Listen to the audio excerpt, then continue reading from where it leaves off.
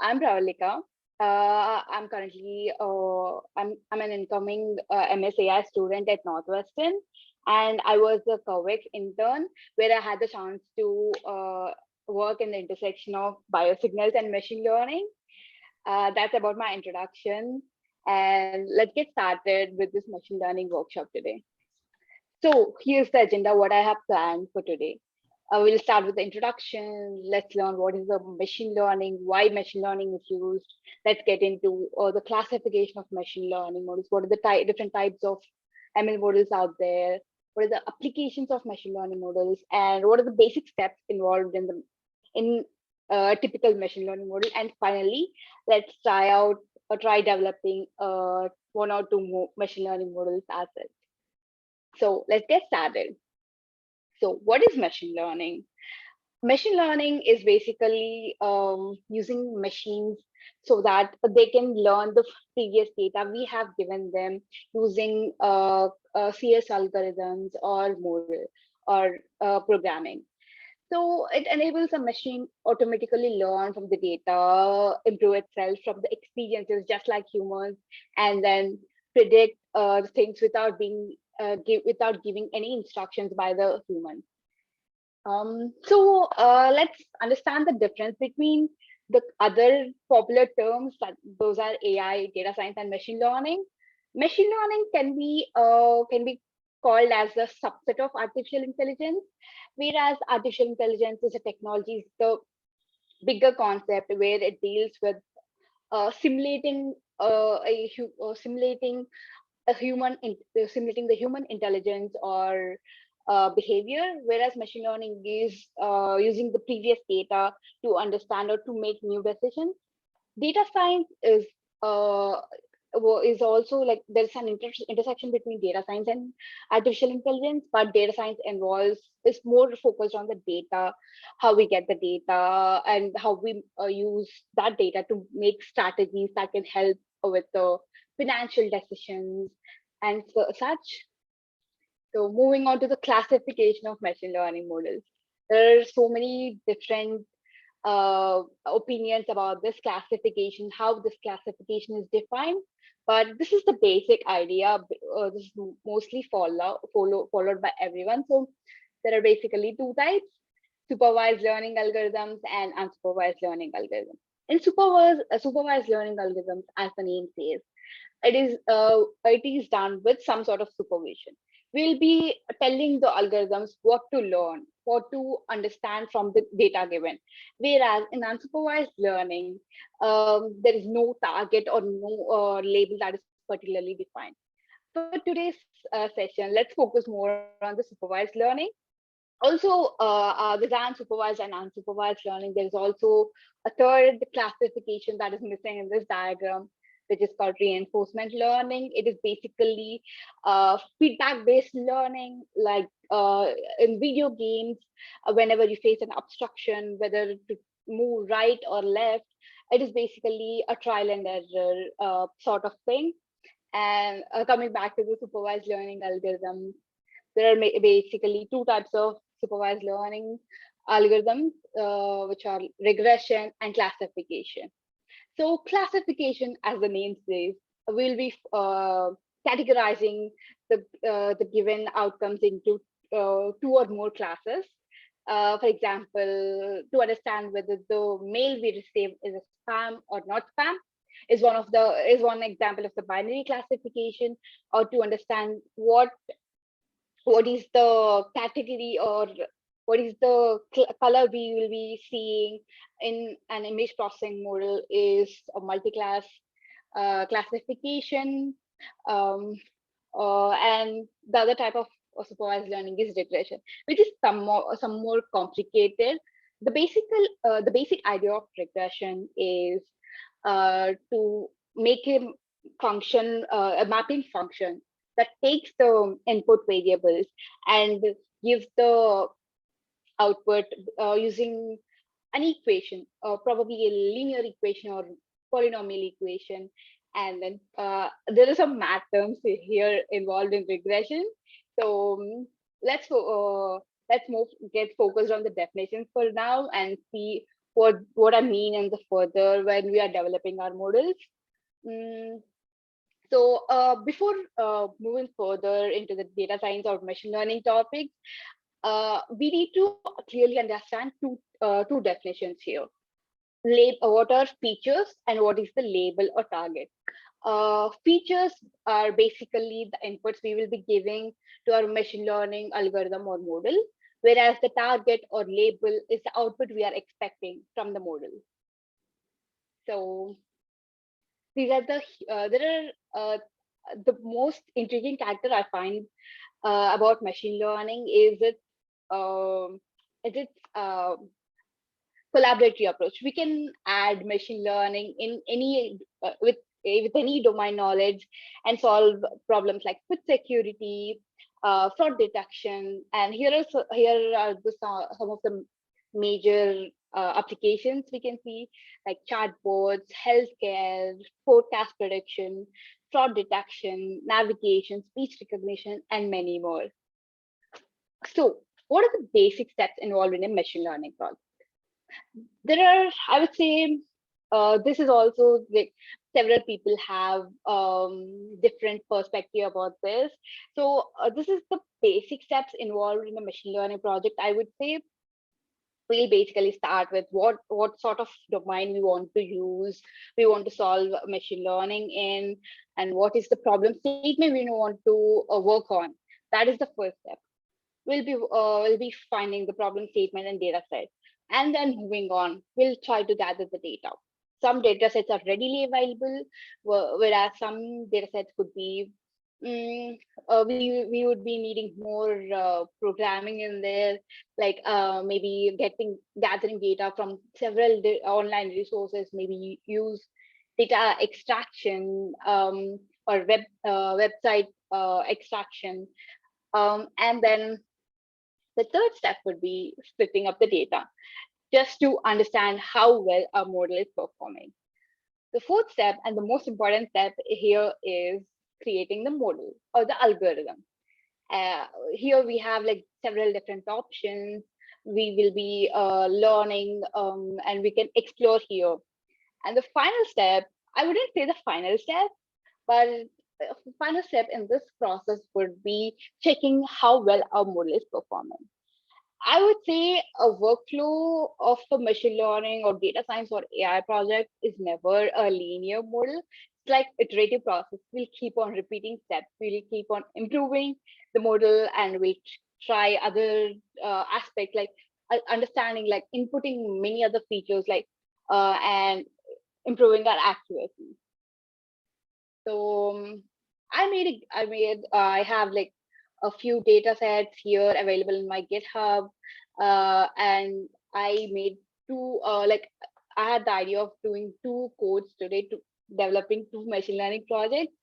So we'll be doing that. So here you can get the data set. Let me put that in the chat for you all so that you can work on later.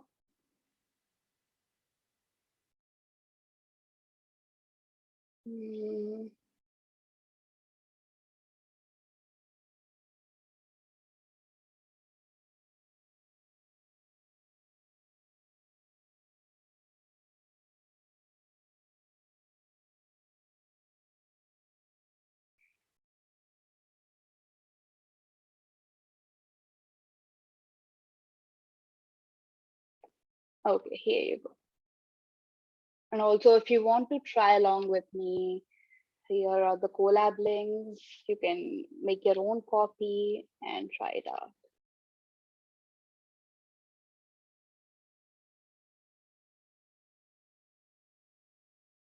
Okay, so any questions till now before we get started?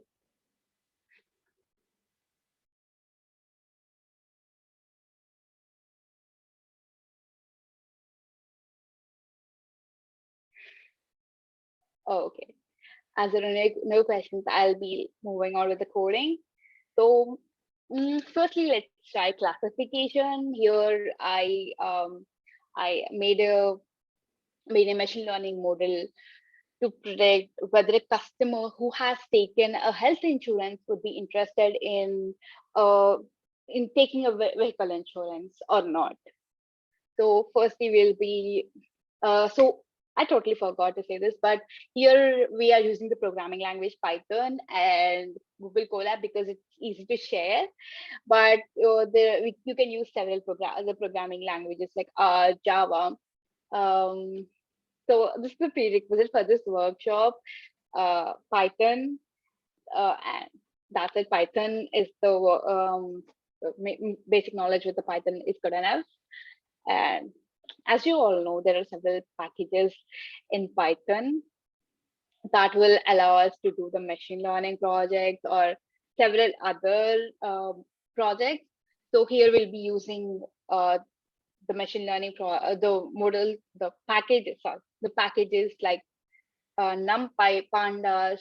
NumPy is basically used for doing the numerical analysis, whereas Pandas is used for dealing with the data frames.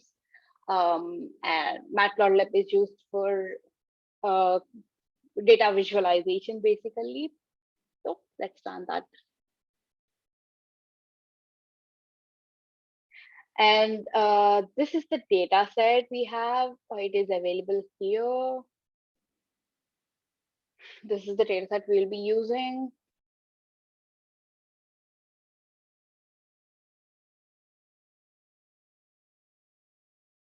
So it has ID, gender, age, whether the person has the driving license or not, the region code, uh, whether the person has insurance already or not, the age of the vehicle damage, if the vehicle is damaged or not, the annual premium he or she is paying, and the channel.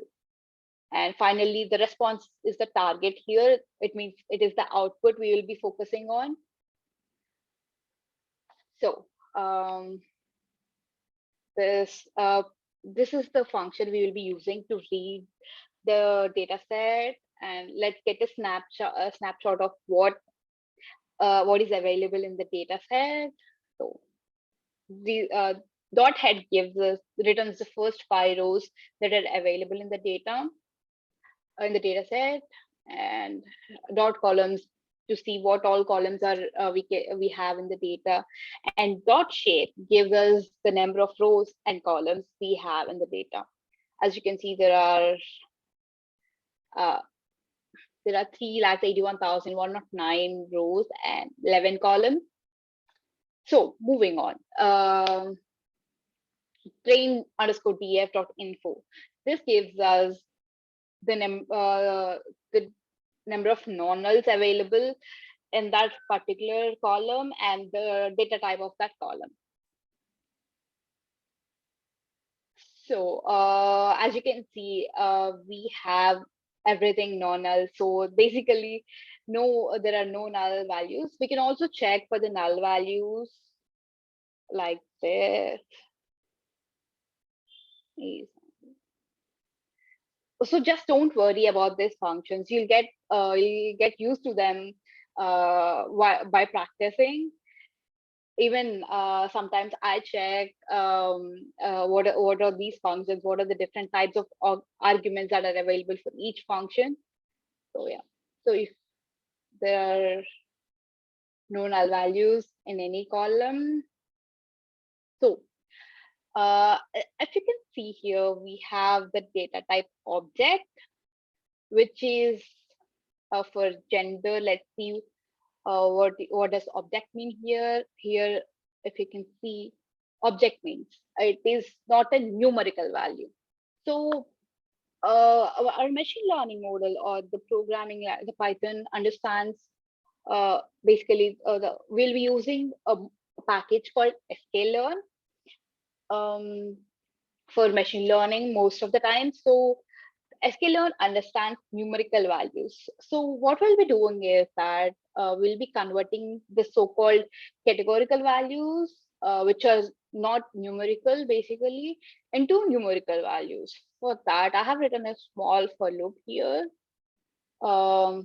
This code here converts the the categorical values into numericals. If you can see, it's just mapping mapping the classes. Like if you say here the uh, male here in the gender, the male is converted into 0, whereas the female is sorry, it's the reverse.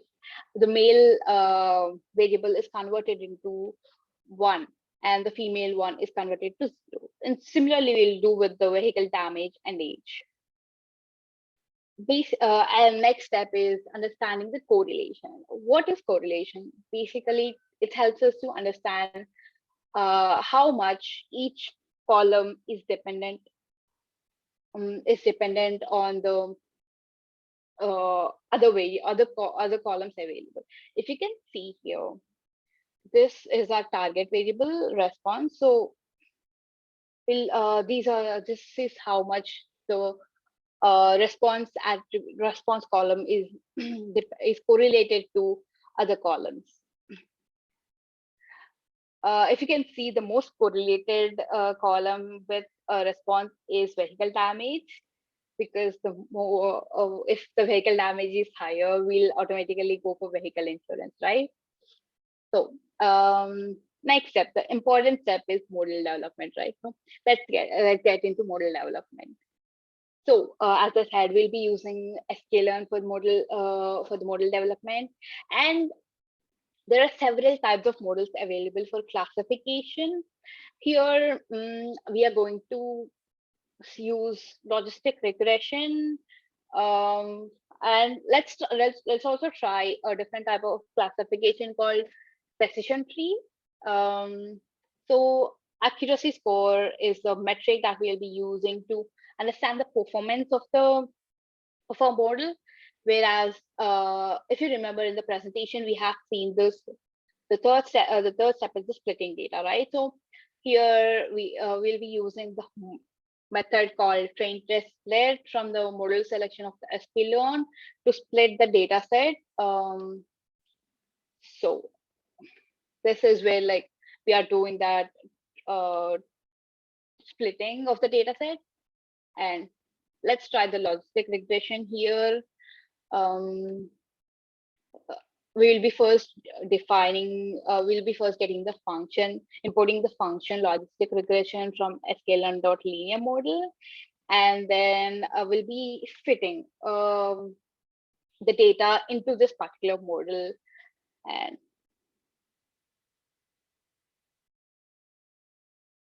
this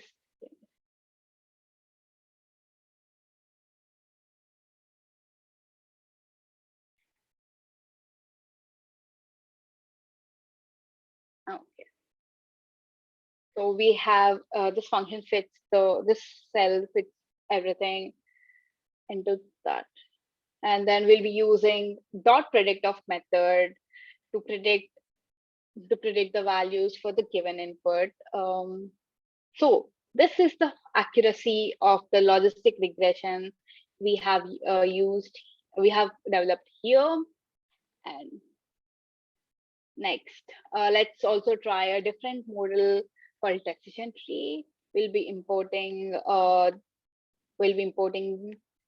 the function called decision tree classifier from sklearn.tree, and then we'll be fitting it with the x_train and y_train, and let's predict the values for the test data set and find out the accuracy. Okay, so the accuracy is into 100 of what we have here. It's basically 82.23%. So we can say that logistic regression has performed well in this case. Just to keep it simpler, we have just tried two types of models here, like decision tree and logistic regression, but there are several ways to go in here. Let's say we can try different other models. We can also focus on feature engineering, like focusing on understanding each column available here and trying to gather more features from external data sources. So do you any questions about classification till now before moving on to the regression part?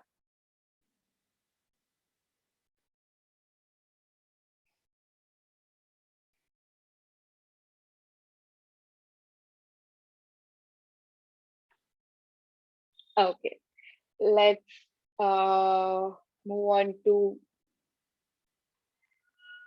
regression part. The data set for regression part is available right here. You can download it from here.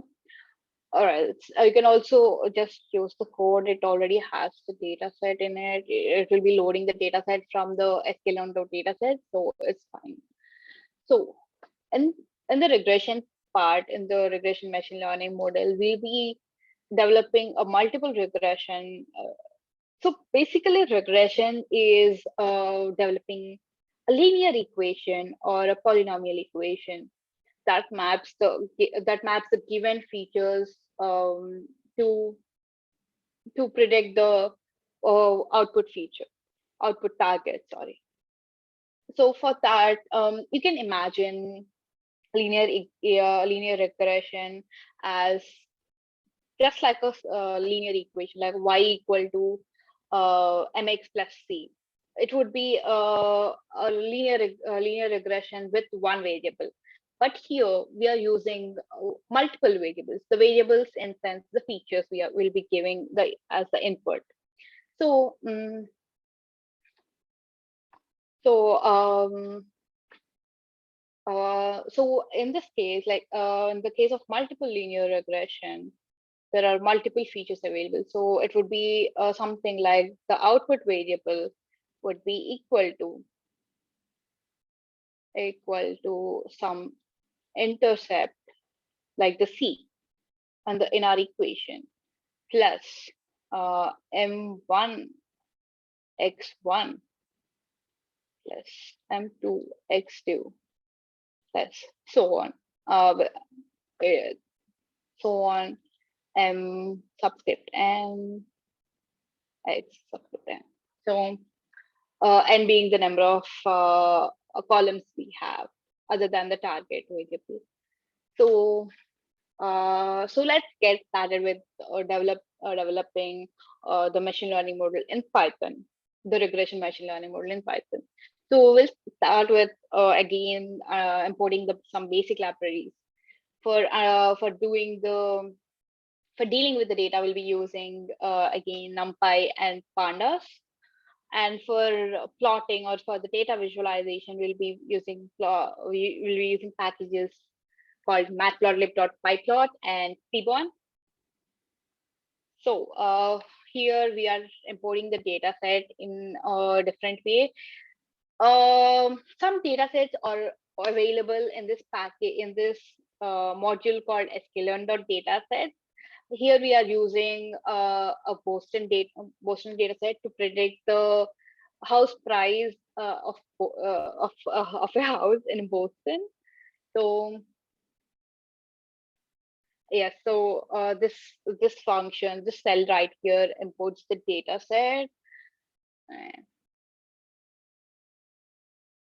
So this is the snapshot of our data set. If you want to see the full data set, you can just click on df, and so this is the full data set that is available in the Boston data set. So the next step is after importing the packages is understanding the data. So we have, let's see the number of columns and rows available in the data frame. We have 506 rows and 14 columns. And let's see what are the different data types of each column for that. Okay, so all the columns are of type float 64. Next, let's check if there are any null values in any column. Oh, we are lucky there are no null values. Next, let's see how many unique values each column contains.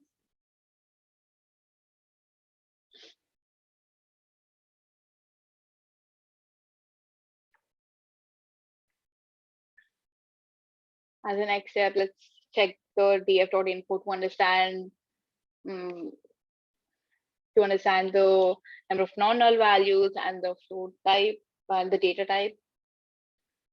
Okay, so here is the new function we haven't seen on the classification. It's called dot describe of, which basically gives the data statistics like the number of total number of values, the mean of of the values in a column, the standard deviation, the minimum, maximum, the first quartile, second quartile, third quartile, fourth quartile, and the statistics basically.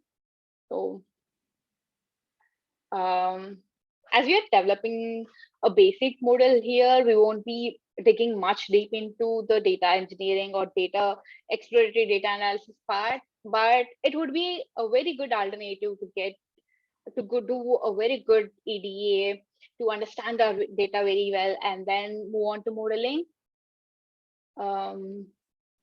So the next step is to understand the correlations, like to understand how the dependency of the columns. So here our target variable is price, as we are predicting the price of a house in Boston. And the others are the features.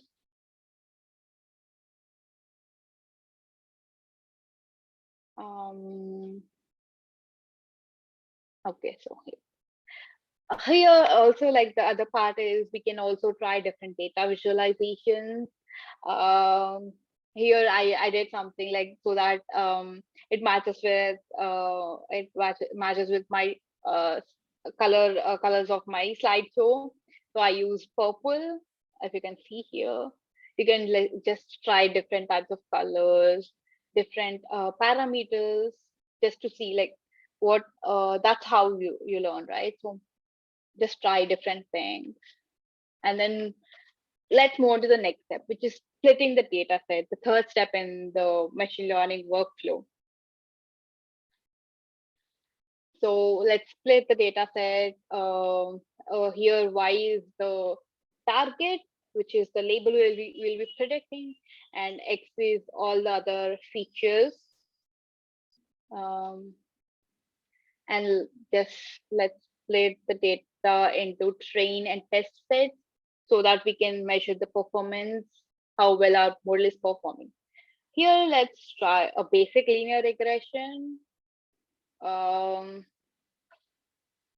So we will be importing the method called linear regression from sklearn.linear model, and then we'll be creating a linear regressor by calling that function, and then we'll be training the model using the dot fit method.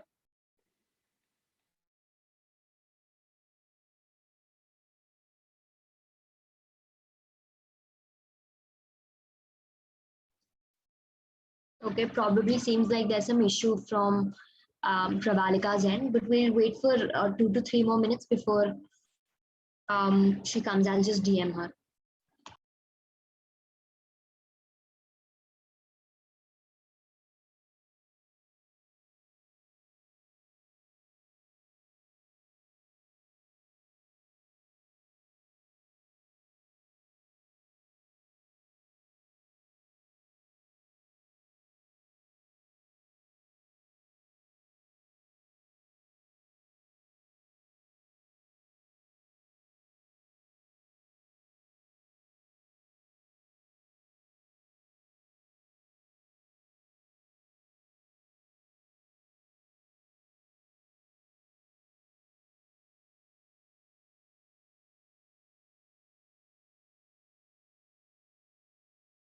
Okay, it seems like there's some problem with Pravallika's laptop. So we might wait for a couple of more minutes, but I'll turn off the recording for now and we can wait for a couple of more minutes before she can join.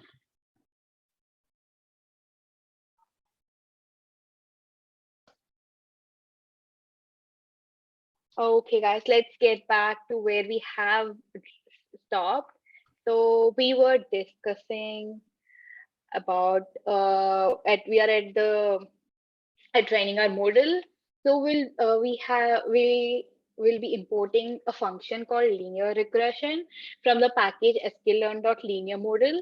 Here we are creating a linear regressor for our machine learning model, and then we are using our training data to fit into to train our machine learning linear regression model. And then it will be using our training data set to create a linear equation, which is in the form of this, which will be in the form of intercept plus coefficient 1 into the I'm variable so sorry, 1. Pravalika. Could you I'm not able to see your screen. Oh, I think, oh, yeah, oh, so sorry. that's okay.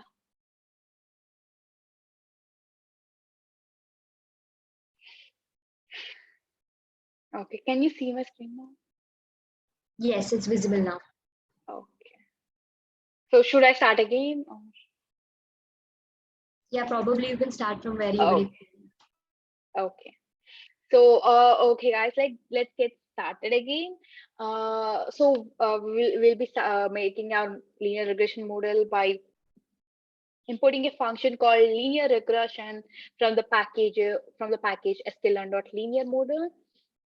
And then to create a linear regression, we will be just calling the function.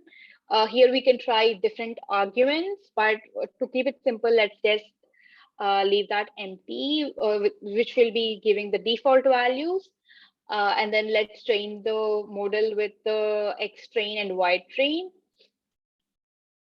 And what this function here, the fit here does is that it creates a linear equation, which is in which is in the form of intercept plus m1 x1 plus m2 x2 plus so on mn xn.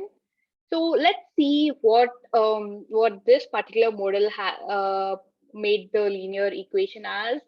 Um, Here, let's check the intercept. So the value of intercept, the C in the equation here is 36.35, and the coefficients for each attributes are available in this data frame. As you can see, um, the coefficient of the crime rate is minus 0.11257, and so on.